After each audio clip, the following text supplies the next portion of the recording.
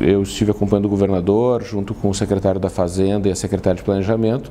Tivemos uma audiência na segunda-feira com o ministro Paulo Guedes, ministro da Economia. E lá nós tivemos oportunidade de explicar a situação peculiar do estado do Rio Grande do Sul e especificamente com relação ao gasto com o pessoal. Nós temos isso de um modo bastante claro, inclusive com a própria STN, de que nós cumprimos o requisito de um modo objetivo. Nós temos uma diferença na forma de fazer o cálculo, que ao final pode, digamos, gerar então essa distorção. Mas os dados concretos que estão nessa base, eles fazendo o cálculo no modelo da União, no modelo da Secretaria do Tesouro Nacional, nós atingimos os 70% que são exigidos pela lei para adesão ao regime de recuperação fiscal. Então, sem dúvida, este é um tema que, digamos, para que nós possamos superar, depende apenas de alguns recálculos e do momento oportuno para que isso seja feito a partir de outras sinalizações do Ministério da Economia. O que nós observamos é que, pegando o material, que são os números concretos que estão lá apresentados, o método de cálculo utilizado pelo Tribunal de Contas, que era então aqui, até então, vigente, que nós temos a partir de orientação do próprio TCE. Não envolvia as pensões, uma série de itens? Exatamente, se excluíam alguns itens e, claro, tinha contrapartida, se incluíam outros itens, mas esse somatório gerava aqui em torno de 46%. No cálculo, mas usando os mesmos números que estão lá, incluindo aquilo que a STN entende que é necessário, chega aos 70%. Então, isso para nós é que é o ponto mais importante.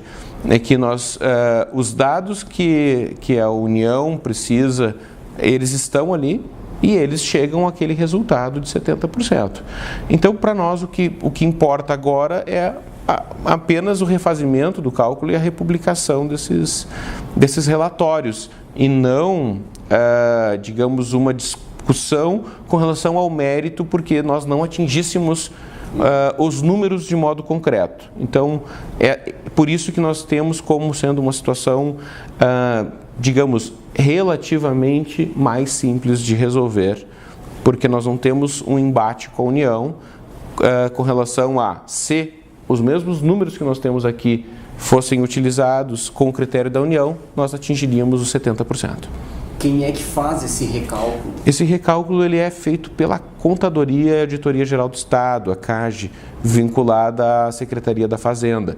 Então, os técnicos da Secretaria da Fazenda já estão se debruçando sobre isso para que se possa analisar. Mas também a republicação ela deve apenas ocorrer quando estiver mais próximo da adesão ao regime de recuperação fiscal.